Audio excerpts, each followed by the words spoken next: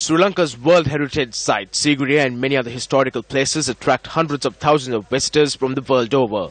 In August last year, on a number of occasions, Action TV pointed out the manner in which the revenue earned through opening the gates to visitors had been swindled by the Central Cultural Fund. Action TV made this expose with credible evidence which proves that the Director General of the Central Cultural Fund and the Operations Director who was appointed in violation of the Central Cultural Fund Act was directly involved in the swindling of money. Among the evidence produced was that the Operation Director of the Central Cultural Fund had obtained money from the fund for the unbelievable amount of fuel consumed by his official vehicle. In addition, the Director General had used a helicopter to enjoy the view from the sky of Sigiriya together with his children. For this too, the Director General had utilized money from the Central Cultural Fund. After the 8th of January this year, these two persons lost their positions, however were appointed to two other state institutions and continued to swindle public funds. At a media briefing convened by the new Director General of the Central Cultural Fund, Action TV inquired as to what steps have been taken by the Central Cultural Fund to reclaim the funds that were swindled by the aforementioned individuals. This is for this project only, and he is here as I'm the director of this institute, and he is as my guest here, and he's here for this project, not to answer the questions about general things about this year. Why don't you call up another meeting with him?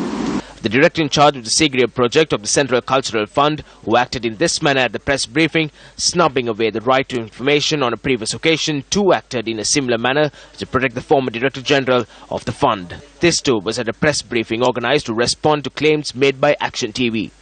However, the new Director General of the Central Cultural Fund did not evade answering the questions posed by Action TV.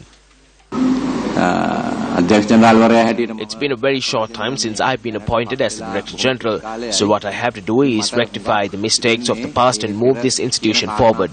We have focused our attention on all the issues that you have raised. However, a Sri Lankan who arrived from the United Kingdom together with her children to visit the Sigiriya Rock Fortress was deprived of the opportunity because she did not have her national identity card. I visited the ticket counter. I waited in line. Tickets were sold to all those who were ahead of me. When it was my turn, they asked me for my identification card. I said that I did not have it at the time. My husband and I are both Sinhalese. Both of us are Sri Lanka passport holders. I do not think it is fair to charge one rate from me and my husband and $30 for my children.